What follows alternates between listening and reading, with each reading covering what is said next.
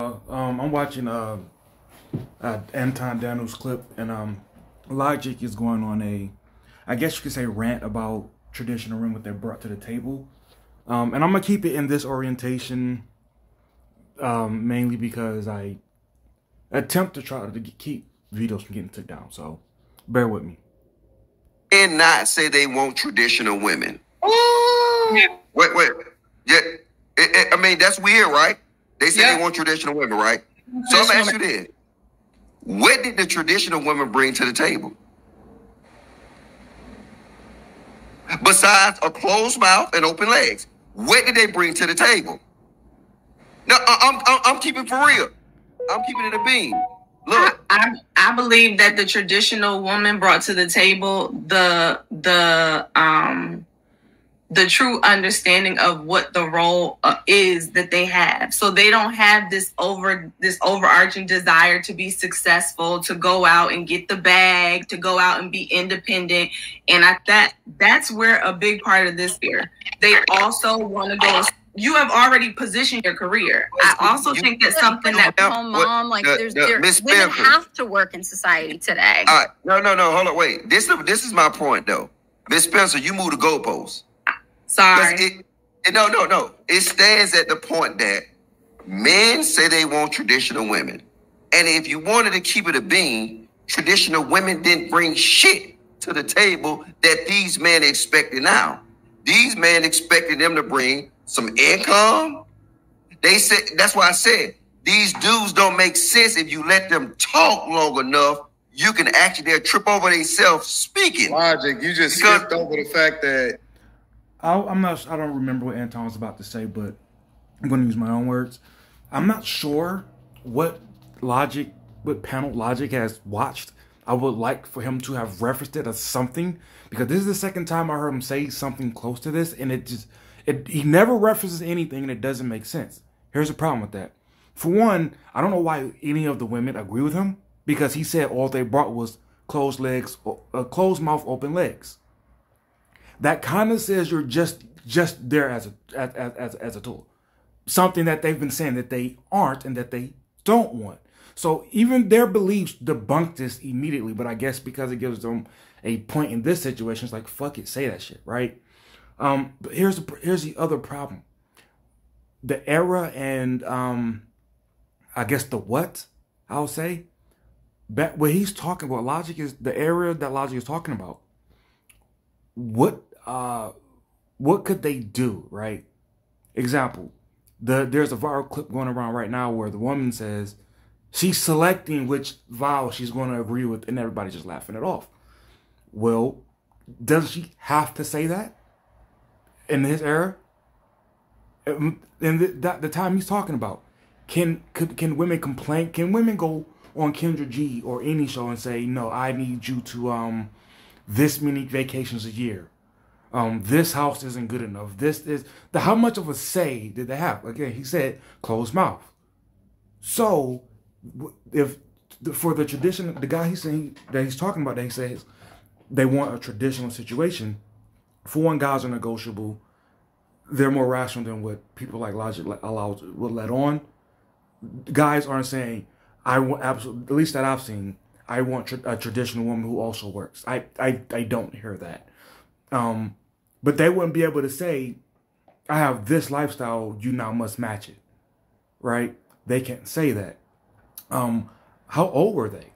Were they 30? Did they have a whole phase? Did they have abortions? Were they allowed to put career first? Were they divorced like the Sarah girl is? One of these ladies on the panel, she has a child, I believe. No, that's the other panel, sorry. But you get the point. All this, like, here's my opinion. Neither side, with the exception, can claim traditional. We can't. Nobody's staying home until they get married and then moving into a home with their spouse and starting a family. Nobody's doing that. The amount of times that we go over the single mom situation and how we should address it is never in a traditional manner. It's never, okay, well, you need to just be paired off. You need to you're pregnant, you can't go, well, marriage is the deal breaker for me. That's too big of a deal. Therefore, we just co-parent. You can't believe in abortion, co-parent, whole phase, and then be like, where are the traditional men? Where are the men to lead me? Because there are a lot of men who say, no, don't do whole phase. Now, if you want to say there are other problems that they have about them, that's fine. But in this manner right here that we're talking about, you can't say, lead me, but then you shouldn't have a problem with whole phase. You just can't. You can't tell, unless it's contradictory, you can't tell the leader what shit can and can't. Like, you can't. You can't. It doesn't make sense. It doesn't make sense to ask for this protection and leadership and then fight it tooth and fucking nail. That's stupid. You can't believe in like mass like empowerment. That is not traditional at fucking all. At all. The reason, what is it? Patriarchy is even a thing is because that just takes place when you eliminate government and all the subsidies of government. Patriarchy just defaultly falls in place. So you can't be pro empowerment and also traditional. This bugs the hell out of me. I hate this. I hate when people like Logic make, and I can't find the clip. I think I did it already. I did, or did I? Anyway, we'll go over it again. I'll explain. He said you can't ask for stay at the home wife if you ain't got, but you got 50-50 money. And I get tired of dudes with podcasts and they say this. It bugs the hell out of me because, again, if you pay attention to how they're talking, they're drawing up a straw man without like really getting there to the straw man, because they're picking an argument that is made by somebody, but pretending that it's like the most common argument made in general. It's a really slick type of straw man. The dude on Cruise Season, he do that shit too. The nigga with the hat, he do that shit too. I get sick of it. But again, that goes back to my lifestyle comes first. My big house comes first. My bag comes first. My heels come first. Like, he has to be this tall because I wear heels. You can't go around saying this shit and try to clown somebody over wanting something traditional. The problems that we have right now are because things aren't traditional. Shit. There was another clip I wanted to go over. Oh yeah, that Sarah lady. I'm going to go and find the clip where she's talking about protection. And then we're going to go actually react to that video. And I'm not even going to make a separate video for it. We're just going to go right there. Okay, so I think I have the proper placement of the clip where, not Logic, Anton and Sarah are going back and forth. And I just want to get a key reference for what Sarah's mindset seems to be about men and protecting and in a very light way, patriarchy and shit. Here we go. We have created a space to where women don't fear men because they know that society by default is going to come to her aid. They know that the police by default is automatically going to take that dude to jail for the next 3 days. They know that it's okay. Two things immediately as you see. In her mind, it's like she's not even waiting for the context or taking the context of what Anton's saying. In a moment. The last one was he gets taken to jail immediately. Something said he should. How do you know the situation? How do you know this is not a listen? In the day and age, and this actually kind of somewhat goes to another clip that we're talking about leading, where you want to freely pick your partner, and you all have this mutual domestic violence thing. Yo, stop asking people to intervene on that. Because that shit, like a few of them have said on this at panel at some point in the clip, is you can get hurt over that. You can end up in jail over that. You can end up in a compromised position just coming to the aid of someone, or even whether you know them or not. I had a female relative who, in a span of like 6 months, maybe, she got jumped on 3 times by her man. And then she got, one time was actually in a hospital. And then like one time her car, like she got shot at because like his ex-girlfriend, it's like, Why would I constantly run and help you when you're choosing this, regardless of who you are? This idea of just automatic, and that was the first point I think he made, which you automatically get protected because, sure, yes, but no. If you want men to do this automatic protecting thing, then you kind of have to allow them to go, or not allow, but even just like when they go, all right, these are the rules, these are the restrictions, these are the blah, blah, blah. You can't look at that and go, yeah, I don't like this shit. Fuck that. And then go, you're supposed to just hit a guy in the face because you see us fighting. I don't know why y'all fighting. Really don't give a fuck. Like you gotta take both of those. You gotta take both of those together. Gonna be another dude that simps out and say, hey man, make sure he not gonna try to figure out what the fuck was happening. Protecting women doesn't make you a simp. Protecting women makes you a real man, is what it does. There we fucking go. This is why I gave my real man card up like 100 years ago. You're not going to keep trapping me with this. At some point, you just become numb to the, you're not a real man. No, I'm not. I'm not. Meanwhile, the dude that's beating you in the face, try that shit. Say it to him. Like really? This is the priority that I don't understand. I don't get people's priority in these conversations. You're going to tell me you're not a real man. What is the dude? Who's the dude? What is the man that's beating you in the face? What is he? What is he? I immediately don't get a real man card when I'm not beating you in the face? Damn. How do you want something from me, but all you do is attempt to insult me? That doesn't make a lick of sense at all. That's like if I'm asking you for the shit that they talk about in there, I'm asking you for submission, not politeness, and all that shit. I go, yeah, if you don't give it to me, you a little bitch. Fuck you. Like, does that sound smart at all? Like, does that make sense to you? To just insult somebody you're asking something for? No, it doesn't. It doesn't. It makes you a simp. It absolutely does. If you were going to jump in and protect a woman from a man hitting her, that's not a simp. That's a real man. Let me tell you something, Sarah. That's not what he said. If I seen people like Sarah act as if the only men who hit women are just crazy, deranged dudes. They act like women don't go around saying shit like she's saying, like she's doing right now. I'm going to just say shit. And earlier he said that you don't fear men. And she didn't, I don't think she understood that. I don't think she understood what he was saying. Because what he was saying is, you don't seem to recognize that there is a physical power difference between the two of us. You can't talk shit to me. Why would you do that? Why would you talk shit to me like that? That doesn't make, because I honestly, me personally, it baffles me. It baffles me. That you always hear like, men are dangerous, and men are this, and men, like they just draw us up as these crazy ass animals, but it's like, but y'all talk shit to us all the time though. So like, you can't be that scared. If I seen you and a guy getting into a fight on the side of the road, you on your own. That's not a real man. That's not a real man. It's not. Listen, I'm never gonna save you from yourself. You on your fucking own. You see a man beating me on the street, and you're like, nah, she probably deserved it. I'm on her own. Like, that's not a real man. I'm gonna call the police, and I'm gonna let them. Now let's think about this. If it was Sarah and Island Girl Q, is that something that who needs saving from them, right?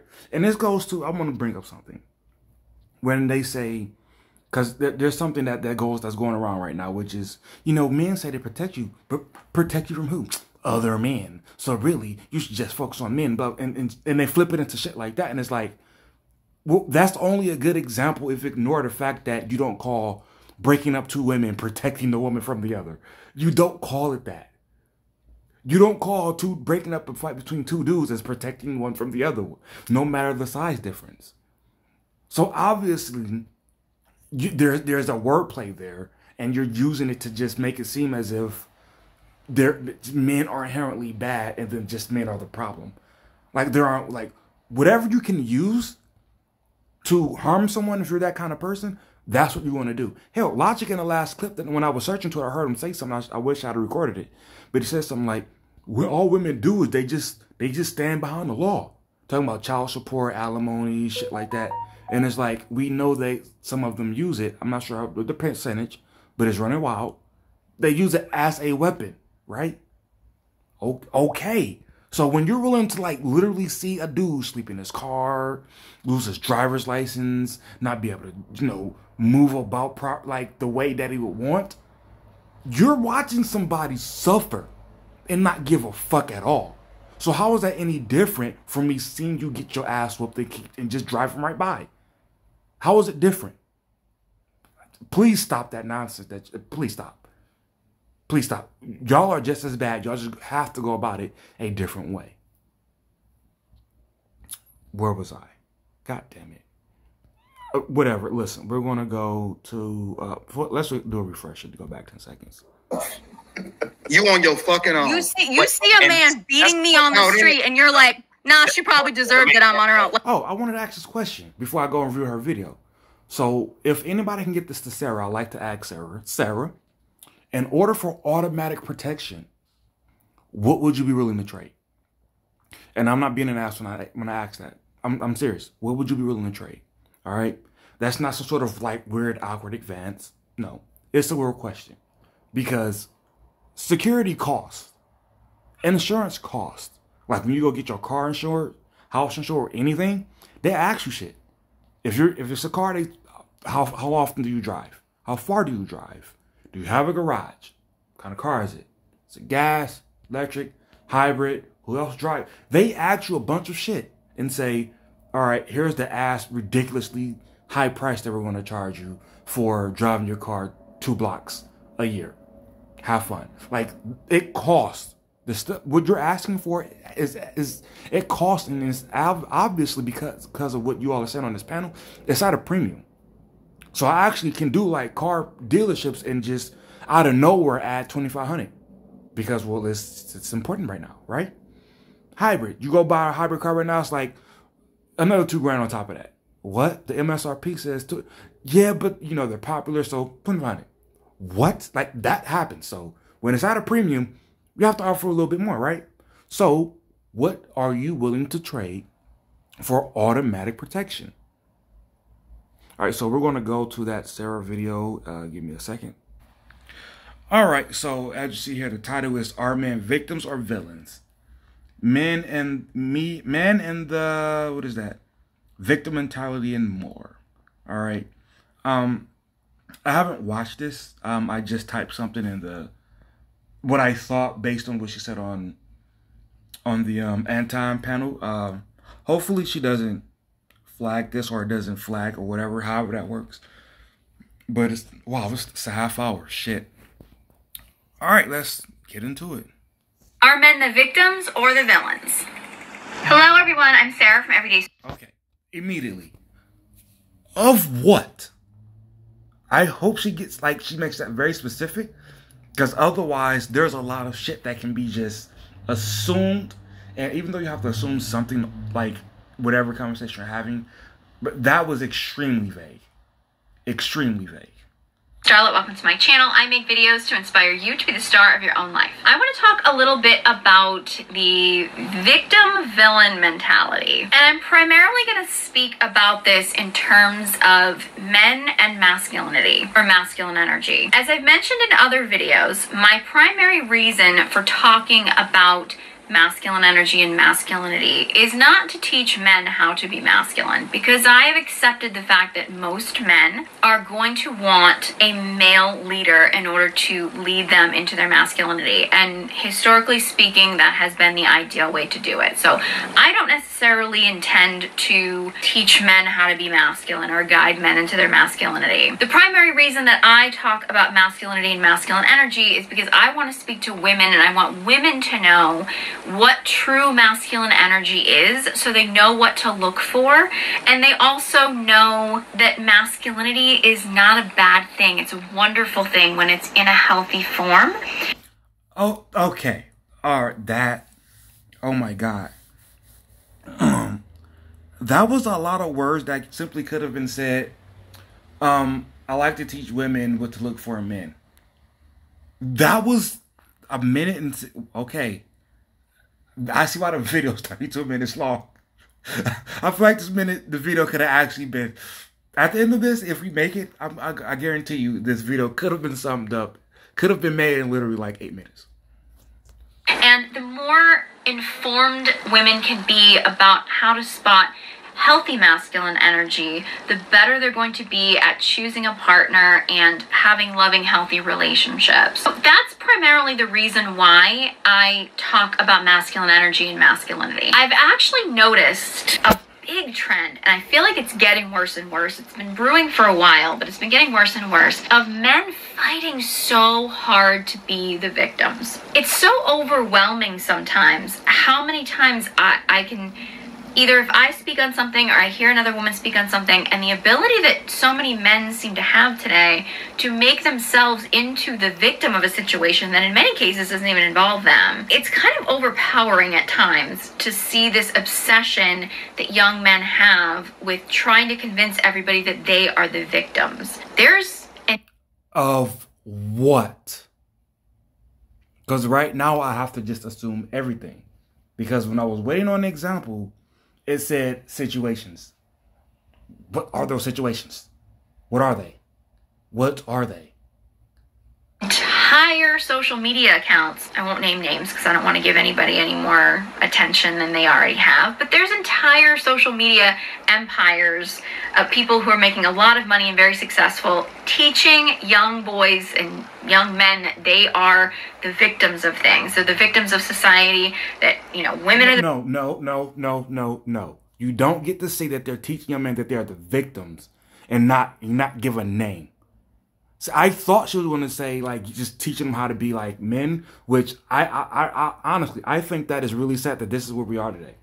That we are expecting men who, in America right now, are literally turning to people online they've never met for advice on life and manhood. To just be these, I know how to men now, I step up. Like, what the fuck? All that shit Logic was talking, he's talking about niggas that literally are like millennials learning from people on the internet. Like, to cut the shit. Right? No, I think she's trying to refer to this. I think this is where she's going with this. I think she would consider this to be a victim assumption or some shit like that. When, if that's the case, she's horrifically wrong. Because I don't think that's drawing up a victim. I think that's quite literally just stating what is going on. I would really like to see her actually pinpoint a specific, or is it just going to be all vagueness? Bad guys, and everyone's a bad guy, but the man is the victim. Now, I realize I'm a woman, last I checked. I realize that a lot of men are going to say... Wait, isn't that just one of two then? Because if she's saying that people are going, everybody's a bad guy, but the man is the victim, doesn't that just leave women? Doesn't that just leave women being the bad guy? The flaws immediately with this idea is ridiculous.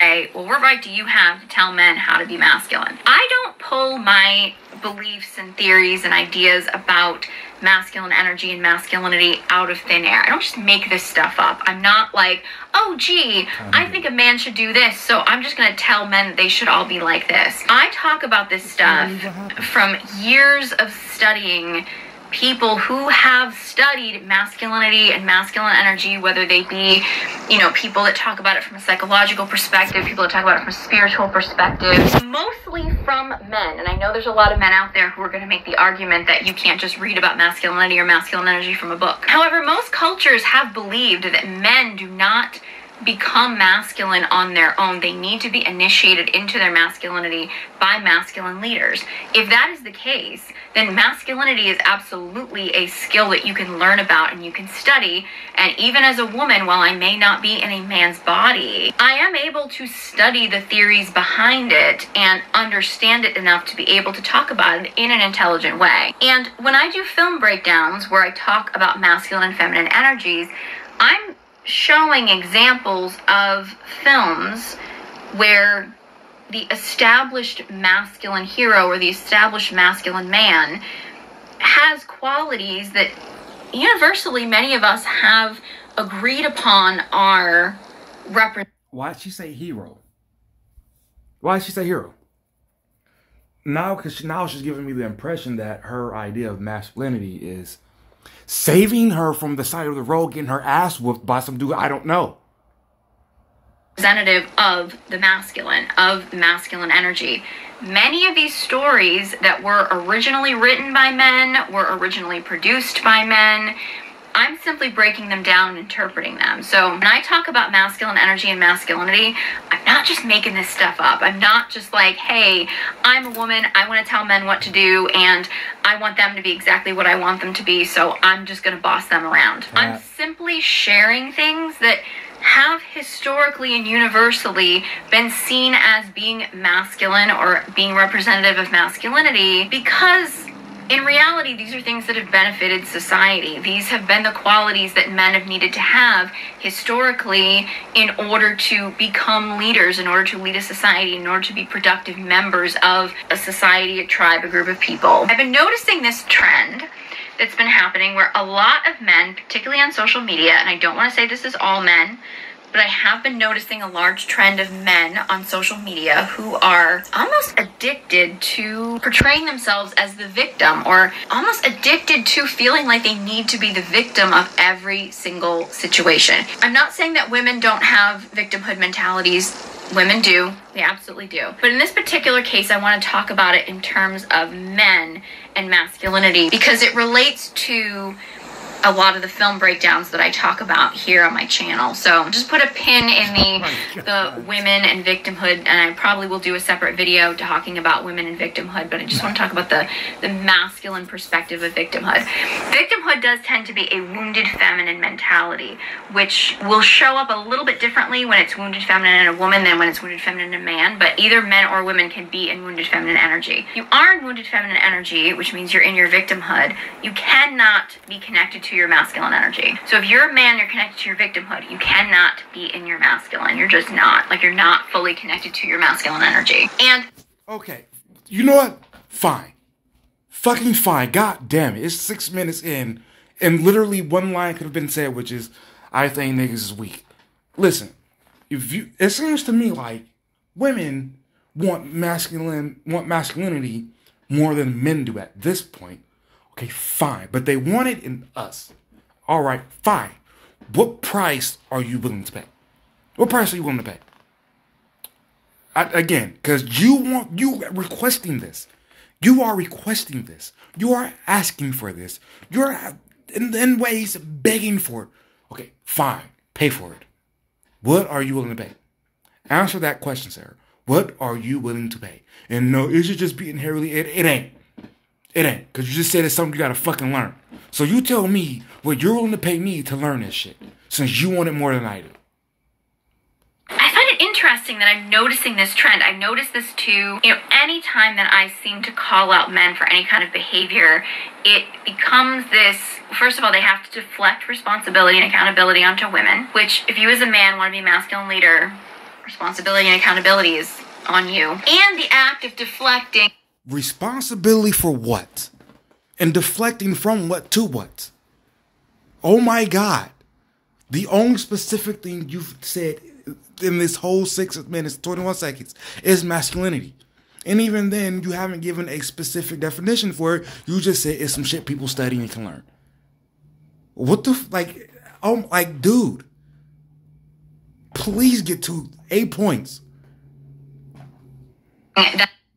Accountability and responsibility is the act of actually not taking it for yourself. So what you're doing when you do that as a man is expecting women to be more responsible and accountable than you are as a man. And I'm not going to get into that whole battle because that's just a battle. For what though? For this is the problem with the vagueness? Because now I don't know if you're right or wrong. I can't tell. Because if it's something you did as a woman, then yeah, you are more responsible for that. If it's something I did or caused, then it will be me who's more responsible for that. So what are you talking? Okay, let's start thinking of a topic real quick that's typically going about in these spaces. I guess we can take the single motherhood. That seems to be pretty. That is extremely popular Okay, fine. In a free market, who has, I'm talking about mating, dating, all that shit. In a free market in which the term my body, my choice exists, who has the bulk of the responsibility for the single mother problem that we have here? As you see, based on what I've stated here, I think that defaultly would fall, that responsibility would fall on the women because it's a free market. And by the way, this leadership shit, understand that no, in America, at least in America, men are not the leaders. The state is. So you really can honestly look at the state for your problems, talking to women about this specific topic for your problems. So it's between you and the state. Let's look at family court, how that works. If you want to like take the kid and like make it hard for me to send whatever the fuck, I have to go to the state so they can come to you, and then we can all come together in the room and try to figure this shit out. And then I'm at the mercy of what the state says. Sounds good enough. So the men in this situation can be responsible for it because it's your body, your choice. And then also you're covered by the state. You're not covered by me. You're covered by the state. You're not covered by me. You're covered by the state. I loaned you some semen, and then you went and did this with it. That's quite literally your fault. Like if I give you a gallon of gasoline, and we're like supposed to have like a nice bonfire or whatever the fuck, and then you take the gasoline that's left because you're mad at your man or your ex-husband, and you burn his car, who's responsible for that? Not me. That's you. That's you. You misappropriated that. This was just for the fun moment, for pictures and later viewing. You decided to go and make a disaster called a baby. That's your fault. It's not me playing the victim. That's your fault. It goes nowhere. But at the end of the day, that's one of the ways that this shows up, is men constantly deflecting on women and wanting women to say that they're the bad guys and men wanting to say that they're the victims. I say this because I would like to see men more empowered. And I know there's a lot of men who are going to get defensive about this. Y'all know I hate that fucking word. I hate the word empowered. I hate it. I hate it with a passion. Okay. I looked up empowerment, the definition of empowerment. I forgot it. But what I took from it is giving people power that they didn't have and that they will likely never get. That is the most stupidest, dangerous thing you could possibly do. People abuse power no matter who they are. And I'm not saying everybody does, but there's not a section of group of people that you can say, oh, well, they've never abused power. No. People abuse the shit out of power. So when you give people some free power, because another part of that is people abuse free shit. So put those two things together in free power. Oh my God. They just run amok of that. So I really hate that word. So I defaultly hate this point, and I don't even know what she's saying. But I want to say that I do sympathize with a lot of these men that are sinking into this victimhood. Because for one, the media and a lot of powerful people are trying to convince men that they're the victims because they're making a lot of money off of you guys being in your victimhood. I would also say that one of the reasons why I think this is happening is because so many men, I would say not exclusively, but I do think that this is especially true with like straight white males. They feel like society has painted them as the villain. A response to that a lot of men have is to say, okay, well, if I convince people and even convince themselves that they are the victim, you don't have to. Okay, here's a problem with the straight white male thing. Okay, this comes from a black, I'm a black masculine presenting trans woman, so please respect it. But looking at you actually have a point, and this gets frustrating because when you outright deny it, which honestly, I don't even think she did. I think she just like she does everything in this video, apparently. It just states something, kind of maybe talk about it, and then kind of like omit what her side is, and then never really take one. But there are groups of people out there who will say, cis white men do bad things, cis white men, so on and so forth, cis white men in politics, cis white men, something, right? Especially when you add the heterosexual part to it. So they do have a point. Now, is everybody gunning for them? I don't fucking know. I don't know, because I watch a lot of black YouTube. So naturally, I hear a lot of black women say, you know, black women's pay is this, and then white men's pay is this. Why you would compare yourself to that group? I don't fucking know. But it's there, and it happens. So, you know what? They kind of have a point, but maybe not all the time. And as far as the telling us that we're the victims, we're telling men that they're the victims. Are you aware of how often, like, men are trash was a hashtag on Twitter, and people were just saying, oh, well, if it's not you, just ignore it. And it's like, wait a minute, but you are supposed to be able to just paint that picture broadly over men in general and just shut the fuck up and take it? Like, come on. Like, you can't say that that's not a case at all. If you want to say it's overplayed, then we can talk. But you at least have to give some fucking example. Give me some name that you apparently have, but you won't say. Damn it. Be the villain. Because at the end of the day, I think a lot of these guys don't want to be portrayed as the villain. They don't want to be the bad guy. And because a lot of them are being labeled as a villain, not even necessarily because of anything that they've done specifically, but because of what maybe other men in history or other men currently are doing. I think there's a lot of men who are like, well, hey, if I convince people and myself that I am the victim, then I don't have to be seen as the villain. I don't have to be the bad guy. I'm not saying that's a positive mentality to have, but I do have sympathy for men who are using this victim mentality to not appear like you're evil, like you're the bad guy, right? And oh my God, listen.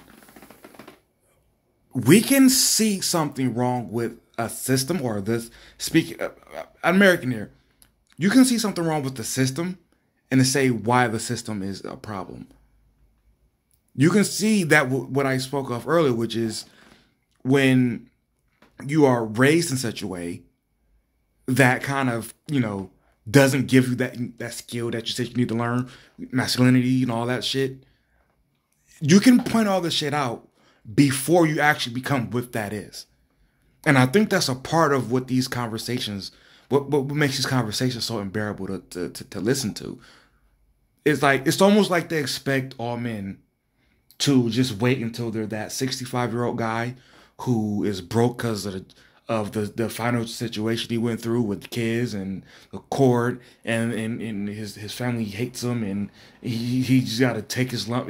It's almost like we have to wait until we're that guy to be upset. It's like, no, this is bullshit.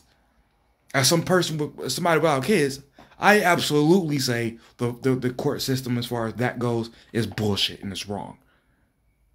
As someone you look at and you expect to help you because you're in a situation with somebody I don't fucking know, don't know what he'll do to me. No, I refuse to. So it's like, you damn right I'm going to complain and say that what you are asking me to do is straight trash. I'm not doing it. Like, if you want to call that being a victim, then fine. I'm a victim and not a real man. Like, keep the labels coming. It don't change shit. Heart goes out to guys who feel that way because I don't think that that's healthy for men. I don't think that's healthy for women. I don't think it's healthy for anybody, because it is blocking men from truly stepping into their masculine energy. When men don't truly step into their masculine energy, they're not safe people. They're not safe for themselves. They're not safe for women, for children, for the world. It's men that fall. What? Did she just use the, beta males? They go around, harassing people and, kidnapping women and shit.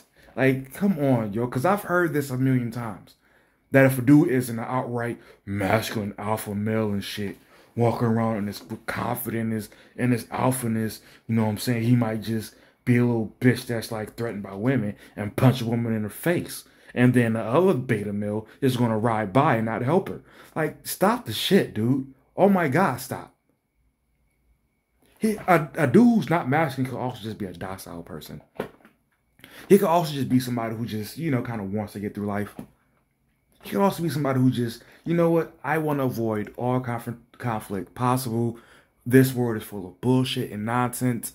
I'm just going to go to work, pay my bills, eat my food, watch my sports, and just be good with life.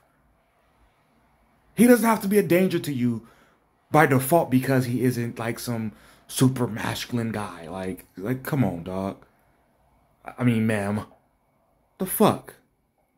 Into that victimhood mentality, they tend to be more dangerous men. Like, there's a kind of it's a Jordan Peterson idea. I don't know if it's originally his, but it's something that he's talked about a lot, is that men need to have a capacity for violence. They need to be dangerous.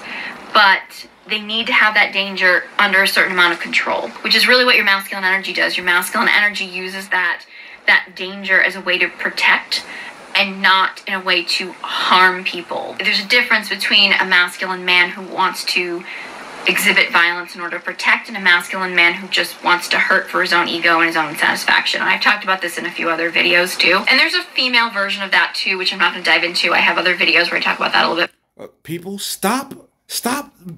I'm sick of Jordan Peterson. I was never on the Jordan Peterson bandwagon, and I'm really, really sick of Jordan Peterson now. This shit is stupid. Like, the shit he says is almost like he's trying, like, obviously he's trying to put his very Jordan Peterson spin to shit. Like, because I seen the clips he's talking about where it's like, oh, are men dangerous? Well, yeah, they better be. You gotta be able to, I forget what he said. Just pretend he said you gotta be able to protect, you gotta be able to blah, blah, blah. I'm not sure what the definition of dangerous is, but I'm quite sure when we say dangerous, we mean can do harm in bad ways. I'm pretty sure we know that's what dangerous is. Like, when we think of, let's go back to the gasoline and fire thing. Is fire dangerous? Sure, I guess. But in no way do we think of, oh, fire danger when I cook noodles. God damn it. It's not, okay, let's reword that. Fire in itself is not a dangerous thing. Fire is just a tool. Like a gun. It's just a tool. It's not dangerous within itself.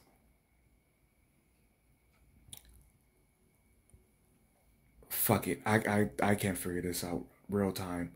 Maybe I'll make a short or something shit. I can't figure it out right now. More, so I'm not going to talk about that specifically here. However, a man who is sinking into his victimhood is more likely to then take any kind of dangerous quality that he has and start using it on other people because he perceives himself as being the victim, so he should be allowed to use that violence to protect himself, even if it's just in his own mind. That maybe that needing to protect himself isn't actually a thing. I'm going to throw this out there, and this might be controversial, but I think some of that is what some of the school shooter situations are about. I'm sure it's more complicated than... God, really? Really? You don't think maybe, you know, them being crazy is what happened? Really? Let's go all the way back to Sandy Hook. That dude was like in his 20s. God, stop. He was a 20-something-year-old, and they described him as very, like, odd, like he had some sort of, like, he literally had mental issues.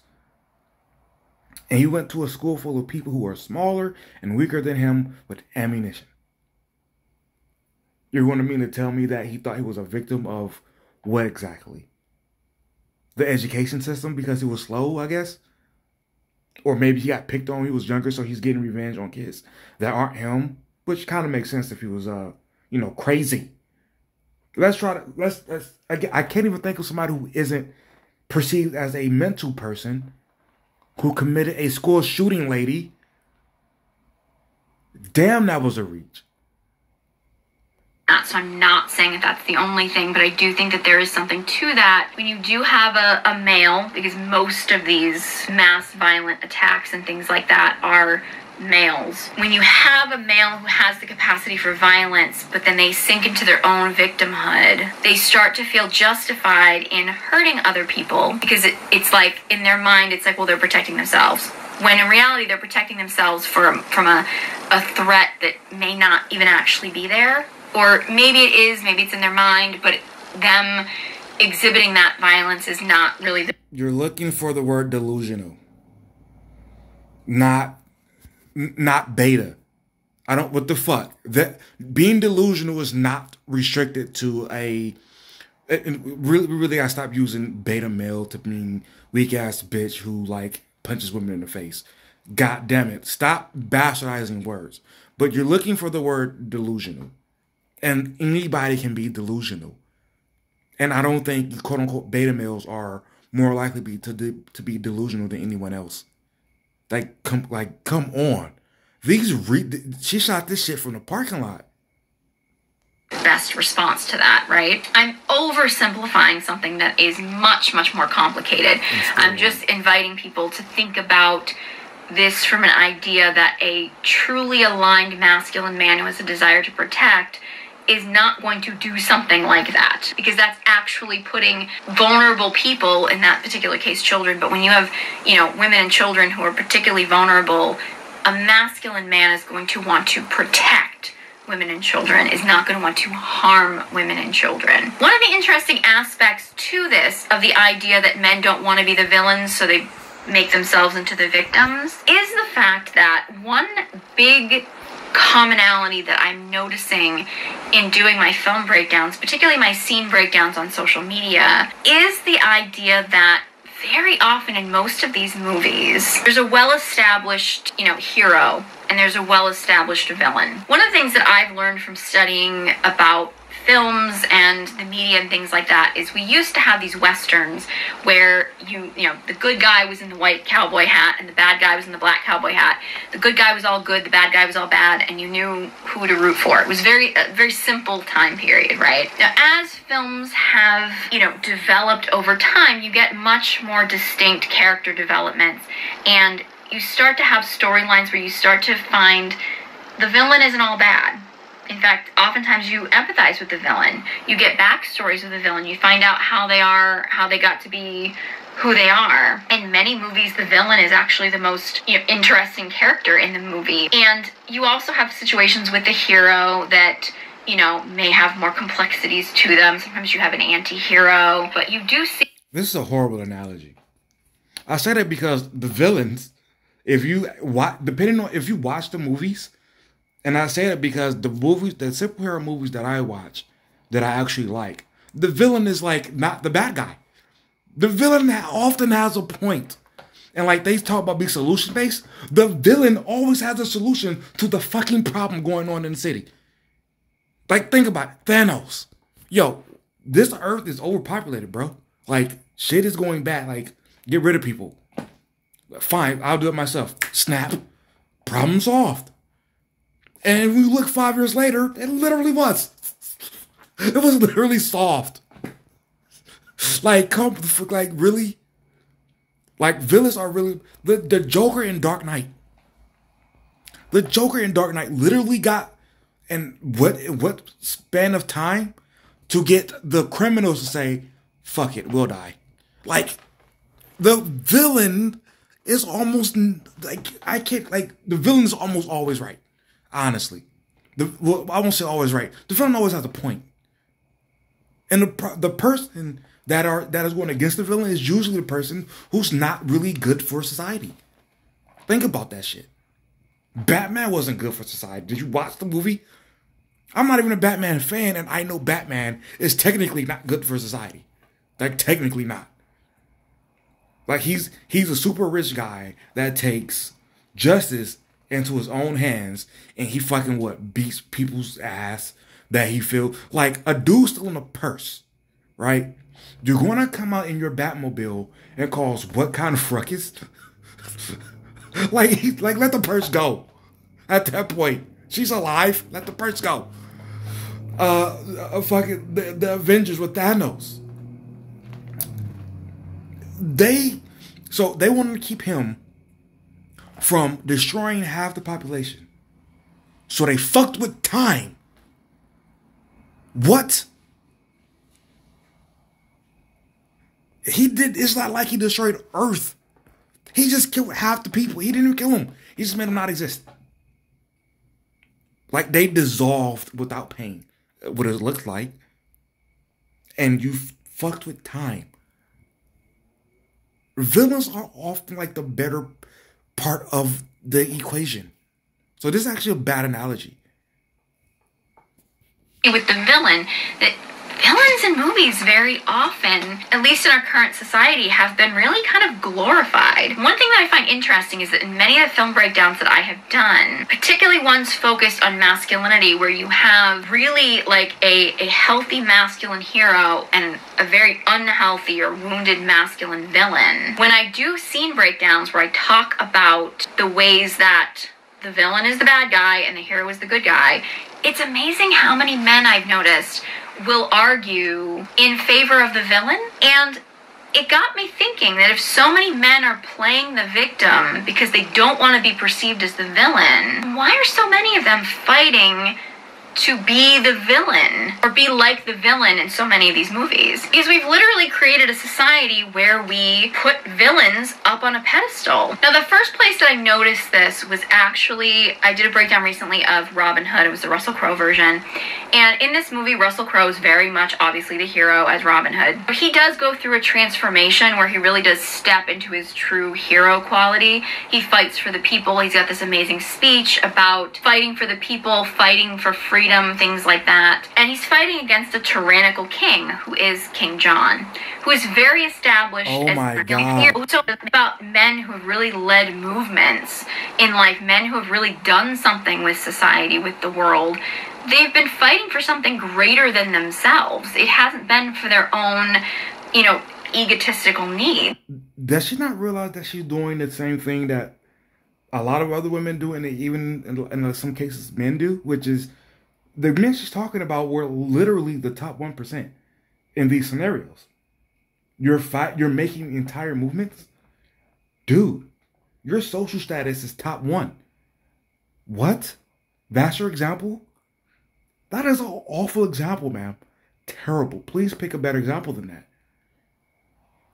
Because if doing some shit the top 1 does is what something needs to do, somewhat a man needs to do to be masculine, then you're gonna have a lot of dudes that look at this and examine this and go,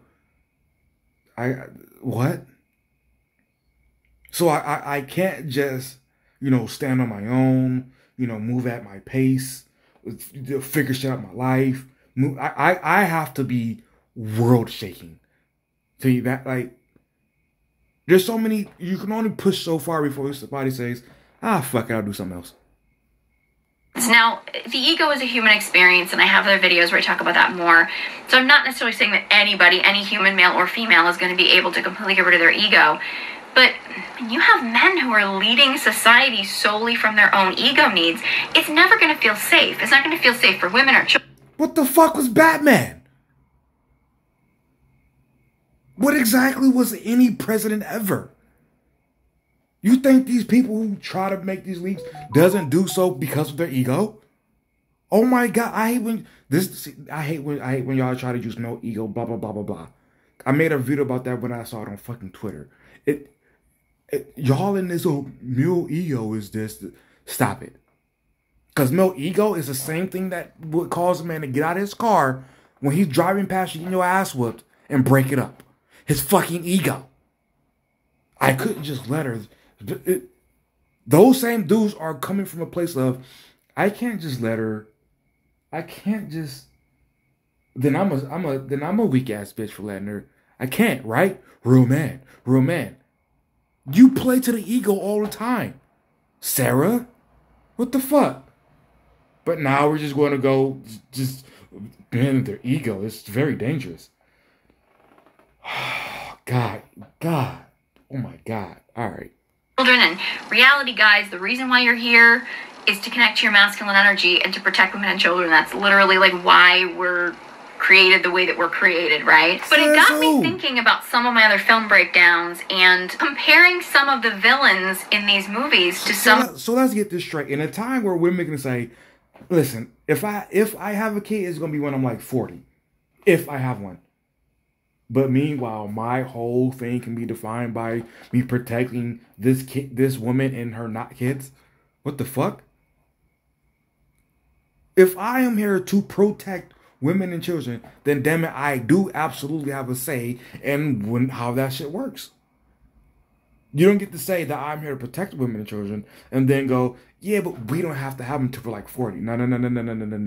No. Fuck that. No. Here are some rules. You're going to have them in marriage, and then you're not going to wait until your late 20s, 30s, and 40s and shit to get married. Once you pass 26 no kids, you cut off. We get, and I'm just picking a number, but we get to do shit like that if we're going to say, that's your job. Fuck out of here. The men that we tout as being masculine leaders. Now, our society desperately needs more healthy masculine leaders. Why? Absolutely do. I'll be the first one to say it. I think father figures are important. Like having healthy, present father figures is crucial. I don't think that's the only aspect. I think we need overall masculine, like healthy masculine role models in our society, teaching young boys and being a great representation of masculine energy for young girls. We desperately need that in our society for sure. And I have another video where I dive into this a little bit deeper, but one of the problems with having a lack of masculine leadership, of course, the biggest problem is the fact that we don't have young boys that are actually taught by healthy masculine leaders how to step into their true masculinity. However, when you have that lack there, it leaves a place for very unhealthy masculine leaders to step in. I've compared this in other videos before, but that's actually one of the reasons why you have a lot of boys that get involved in gangs. They're looking for brotherhood, male leadership from older people in their communities, and they get involved with gangs, which are not a healthy expression of masculinity by any means. But you get young boys who are seeking something, and when they have that lack, they often find that thing in very unhealthy ways. And what does that have to do with being a victim? I don't know. Is victim or villain? Like, so is a gang member a villain at this point? Because I please tie this in so I'm not wasting this time reacting to this. This is already an hour long. Please tie this in. And I bring up Andrew Tate a lot, I know, when I talk about this kind of stuff. He is not the only one for sure, but I think he is a very, very terrible representation of masculinity. One of the keys is I don't disagree with everything that he says. Unfortunately, when I do agree with his representation of masculinity, all that gets negated by all of the dangerous and toxic things that he is doing in society, in the world. But obviously, if he never said anything that anybody agreed with, it wouldn't get popular, right? He's a prime example of manipulation, and I'm going to dive into that. But I was thinking about this whole concept and a lot of my film breakdowns, and I got to thinking about one of my favorite film breakdowns I've ever done, which I think is one of the ultimate films to talk about masculinity and also I think femininity, because the relationship dynamic in that is one of my absolute favorites. But it's my film breakdown of 300, which I think King Leonidas. What the fuck did Andrew Tate do? Like come on. Like, okay, now you're going as far as give us a name, but then you don't tell us how he's bad. That come on. You can't just keep like just throwing shit out there and then move it on. What the fuck? Is one of the ultimate representations of masculinity. And I think a lot of men would probably agree. However, when you look at that movie, when you look at the relationship between Leonidas and Xerxes, who does Xerxes remind you of? He literally is Andrew Tate. Like, I would not be surprised at all if Andrew Tate did not model his entire personality after Xerxes. I'm telling you, watch the movie, compare the two, you can't unsee it. Once you see it, you can't unsee it. And I feel like we as a society were convinced that somebody like him, and it's not just him, but I think he had a lot of people underneath him that kind of tried to follow his model, is they kind of painted him. Isn't 300 a movie about war? Like they were a small army and they went to war with much bigger armies. This is a horrible example of true masculinity. This is awful. I understand, like, I guess you could say, well, a true man takes one task and tries to, like, defeat them. But, like, you're using, and again, this is largely your problem of not actually stating any specifics about anything at all, ever. War is the example of masculinity. Or dudes who prepare for war. Like an actual war. Like, that's it. Top 1%ers and for our social status goes. And then war. All right. Him as a Leonidas, but he's really a Xerxes. What Xerxes did in that movie was, and I highly recommend that you watch my film breakdown, and I have some, like, movie clips to my TikTok. I should put some on my YouTube shorts because I don't think they're there, but I will. What Xerxes did was, he believed that he was a god as a leader, which you could very much argue that Leonidas was much more connected to his divine masculine energy. Xerxes just labeled himself to be a god. What does that sound like? You label yourself to be like godlike. It gives you this like massive ego quality. He was totally caught up in his appearance. If you think about it, like in the scene where Leonidas is being like pelted with arrows, Xerxes gets a little scrape on his cheek and it's like, oh my god, my life is over. It's all about physical appearance. He has to have everything to be elaborate and over the top, gold, glamorized. Everything is about the flash. Very much Andrew Tate, right? Or those kind of guys, like that kind of mentality, that like manosphere thing where it's all about the look, the flash, the peacocking, so to speak. Whereas you have somebody like Leonidas who's basically like, he's dealing with the bare bones minimum. Like that's his masculine. He only needs to show up with his brotherhood and his courage and his focus and his drive, and that's all he needs. He doesn't need all that flash, doesn't need all that everything. Like he doesn't need all that stuff. If you think about it, Xerxes. Okay. All right. Bare bones minimum versus flash. In a free market, who do women go for? Take a guess. Who do they go for? Bare bones minimum guy? Flash. Who typically has the most baby mamas? Bare bones minimum? Flash.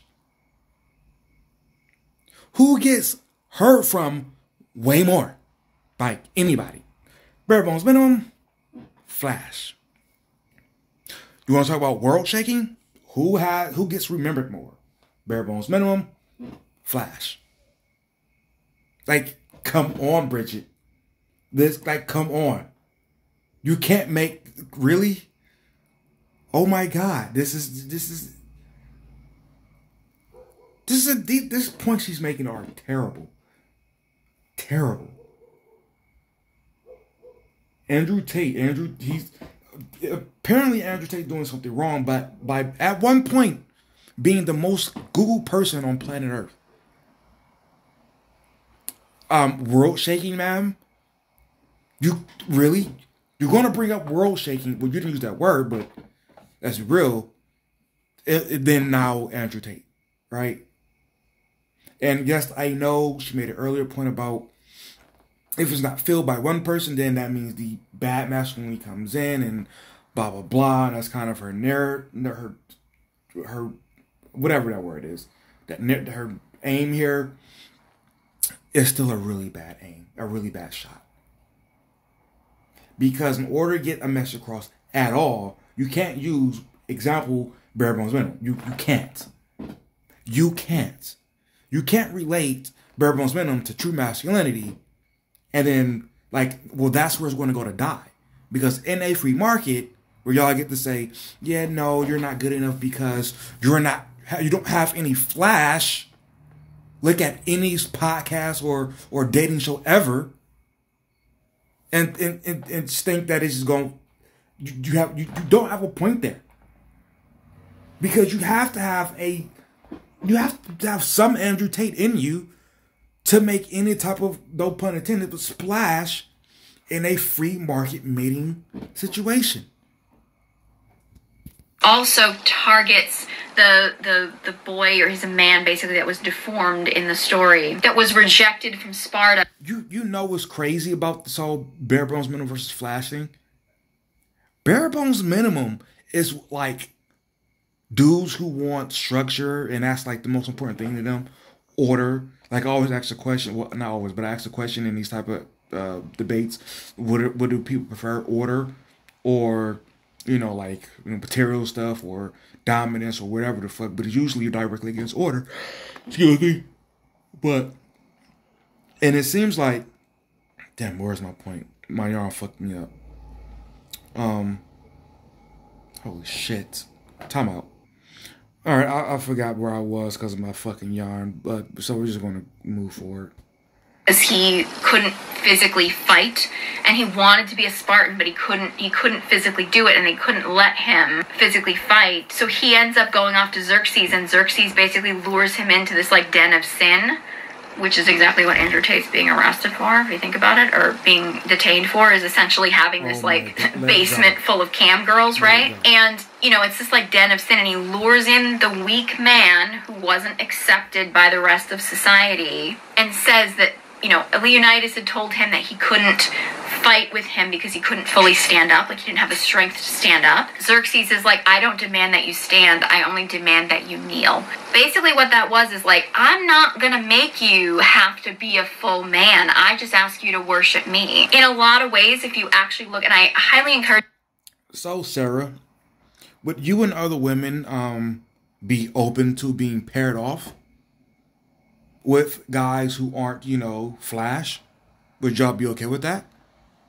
Because in order to make sure that masculinity is properly handed off, you do understand in societies where, you know, bare bones minimum guys are the majority, if not the all, you get these types of societies where you would describe it as, you know, women, quote unquote, women being handed off. It's really just people being paired off and making sure everybody got married. But you do understand that these type of societies come from that, right? So are y'all going to sacrifice whole phases and all this other shit for that before you're 80 years old? I don't think so. I'm going to try to link a video below that actually talks a lot about the things that Andrew Tate has actually confessed to, if you're somebody who believes he's actually innocent. I found it eye-opening. I didn't believe he was innocent, but if you're questioning it, it was a fascinating video. I'm going to try to link that below. Andrew Tate really was, I mean, yes, he was manipulating these girls into becoming cam girls and things like that and whatever, but he was also getting a lot of these men that were following these cam girls addicted to his business, addicted to the pleasures of thinking they were talking to these girls. And then these guys were actually having these like flirty sexual conversations with Andrew Tate and like his guys that worked for him. It wasn't even the women they thought they were talking to. He literally like lured in a... Get over it. This is the role model. Like, he's the one. Find a real life Leonidas, not some guy who's pretending to be a Leonidas but is actually a Xerxes. I would also, I mean, you could easily compare Andrew Tate to King John. I mean, everything about King John, if you watch my Robin Hood breakdown, and again, I'm talking about Andrew Tate because he's kind of the one that's public in the news and things like that, but at the end of the day, a lot of guys like him fall into this category where they're basically like, follow my lead, I'm the king, I'm invincible, do what I say, and not someone who's actually fighting for the people. I think there's a lot of guys out there, a lot of these like men's leaders and stuff, and there are some great ones out there, but there's also some really bad ones, and I think it's really important as a man that you figure out which ones are really gonna lead you in the right direction. Do you have a guy that's asking you to follow you blindly because he's in charge and he's actually weakening you? Or are you actually connecting yourself with a man who truly wants to empower you as a man? I mean, I just did a film breakdown of Lord of the Rings recently that I highly recommend you check out. I mean, the whole concept of that movie is really that this ring, which is this like... Okay, instead of telling them to come watch more internet shit, why don't you tell them to look in real life for those people, for those guys? Why not? I think you're a church person. Why don't you tell them, you know, check into their local church and find it there? Or maybe go to a boxing place and pick up some, you know, skills there. And typically in those spaces you do have, I'm pretty sure you have some bad people there, but you still get a lot of macho men there. So why not do that as opposed to check out my video and another video and then another video and then another video, kind of, you know, like what Andrew Tate does. Oh my gosh, he's Andrew Tate. Egoic power is destroying men. It's destroying strong men. It's destroying good men. And it's the men who actually know that there's a greater purpose out there, that there's something greater than themselves. Gandalf, Aragorn, I would say Sam for sure. They know that there's a greater purpose out there and they don't get sucked into that the egoic need for power of the ring, those are the men that you want to aspire to. Don't aspire to the ego power. Be the man that is fighting for something greater than that. And that's the type of masculinity that you should fight for. Are you going to get labeled as a misogynist sometimes? Probably. Are you going to get labeled as, I don't know, a bad guy or toxically masculine sometimes? Probably. We're all going to get labeled something, but don't live in fear of that. If you become aligned with your true masculine self, you don't need to worry about that stuff, because that stuff just isn't going to matter to you at all. And I also want to talk about a film breakdown that I just recently did, The Matrix, and I highly recommend you check that out, because I'm not going to repeat everything I say in that, but there's an aspect to that too where, because Andrew Tate talks a lot about the Matrix, and a lot of these like red pill guys talk about the Matrix, and when you actually watch the movie you realize like how far off these guys actually are with what the Matrix kind of is. A lot of these guys are literally fighting to just become the most powerful person in the Matrix, but they're still in the Matrix. Like, they haven't actually woken up from that, because they're still buying into the concept of mass consumerism. And I would actually argue that in this movie, in The Matrix, there's a couple distinctions. For one, Cypher, who ends up being the guy who sells out his friend.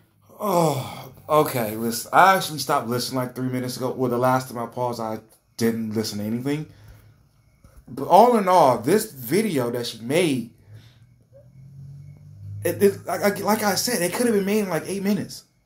The whole point of her video is, listen, I think masculinity, true masculinity, is at a severe low amount of it, however the fuck you word that.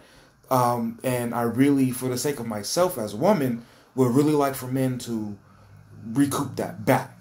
And if I need to help because it's something that I want, I'm willing to put something in for. Like, I'm willing to, what do we need to do? Put in the comment section. And like the video, please put, what do I need to do? What can I do to make you more masculine? That could have been the whole video, Sarah. The entire video could have been that. But no, we had to talk about Andrew Tate for 15 minutes. Yo, really? What the fuck? God damn it. But anyway, my God, I know it's over an hour long. I rarely do that. But it's two together. But even that means there were 45 minutes. Look, you understand, right? Cool. So be right, not positive. Like the video, guys. And let me know what I could do in the comment section to get more likes. We out.